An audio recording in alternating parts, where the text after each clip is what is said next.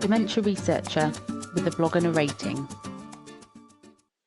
Every January, the wonderful ISTAART and professional interest groups, also called peers, come together to create individual year-in review webinars. These webinars discuss some of the most impactful and important research that has been published in that field over the previous 12 months, and that's decided by PIA members. I had the pleasure of attending the Subjective Cognitive Decline, or SCD PIA, Year in Review webinar the other week. So stick around to hear about some of the key findings in this important research area. Subjective cognitive decline, also referred to as SCD, is defined as a feeling of confusion and or experience of memory loss without an impaired performance on memory tests. As SCD occurs without any objective changes in memory tests, it's important for the field to understand whether SCD may or may not be an early biomarker for the later development of Alzheimer's disease.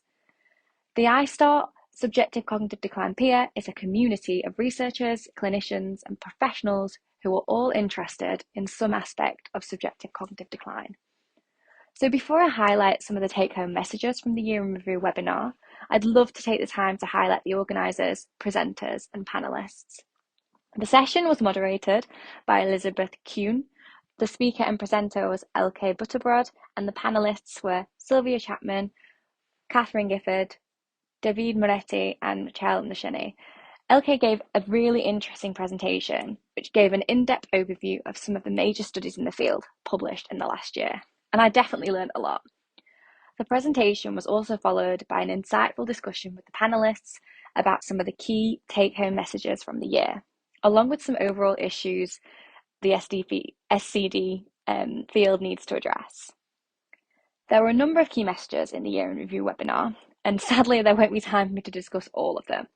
However, there were a number of common themes of research that focused upon SCD that came up throughout the year, and these included measurement of SCD, diversity and access to care, biomarkers, both structural and functional, and plasma, CSF, and PET biomarkers, dyadic research in caregivers, trajectories and prognostic value, methodological advances, including machine learning, cognitive testing, quality of life and psychosocial factors, and intervention studies.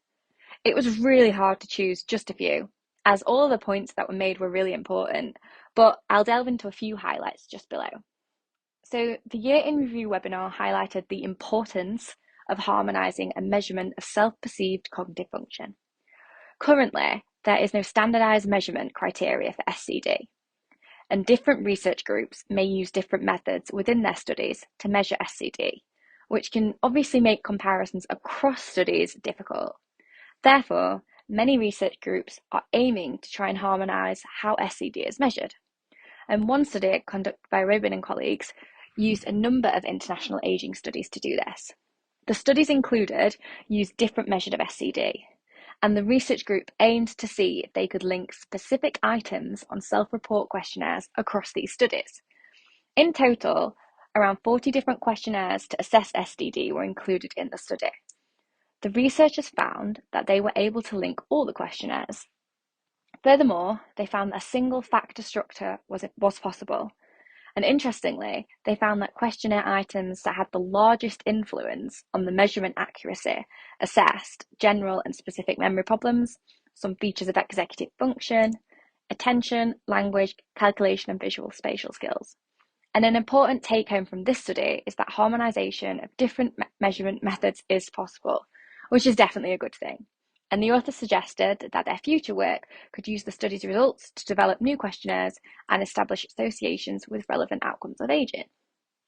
Another important take-home message from the webinar was the importance of including informant reports, also referred to as study partner reports. An individual can self-report changes in their cognition, but these changes can also be reported by someone close to them, such as a relative, also called informant report or study partner report. There is a lack of literature which has looked at the association of informant-reported subjective cognitive decline and the relationship this may have with biomarkers of Alzheimer's disease, such as amyloid PET levels. Kuhn and colleagues reported that informant-reported subjective cognitive decline strongly correlated to a higher amyloid level in individuals with mild cognitive impairment. Additionally, they found a slight correlation with poorer cognition, and their findings suggest the importance of informed reports of subjective cognitive decline, especially in patients with MCI. Finally, another very important take-home from the year in review was the importance of diversity in research studies. Subjective cognitive decline may be a very early sign of Alzheimer's disease. However, there are few studies that have investigated SCD across ethno-racial groups. And Robinson and colleagues wanted to explore the relationship between SCD, amyloid, and cognition in a diverse population. So using data from the anti-amyloid in asymptomatic Alzheimer's disease, or A4 study, they reported that the association between SCD and objective cognition was moderated by ethno-racial group.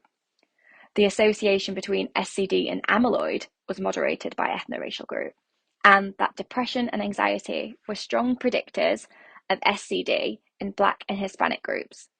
They also reported that study partner and self-reported SCD were similar across groups. And the study highlights the need for all studies to include diverse samples, as the results show that the relationship between SCD, a measure of objective cognition, and amyloid varies across ethno-racial groups. As well as the webinar focusing on the above, the panelist discussion at the end again highlighted other important points, such as the nomenclature used within the field. Just as there's no one current way of assessing SCD, the nomenclature researchers also use to describe SCD can be different. This again highlights the need for harmonisation across studies, especially with regards to how SCD is measured and the terms used to describe it. There were so many interesting studies talked about in the Year in Review webinar, and sadly I've not been able to mention them all here, but it does seem like 2024 will be another exciting year for subjective cognitive decline research.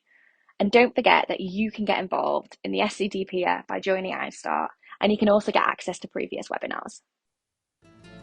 Thank you for listening. Join the Dementia Research bloggers and share your own views.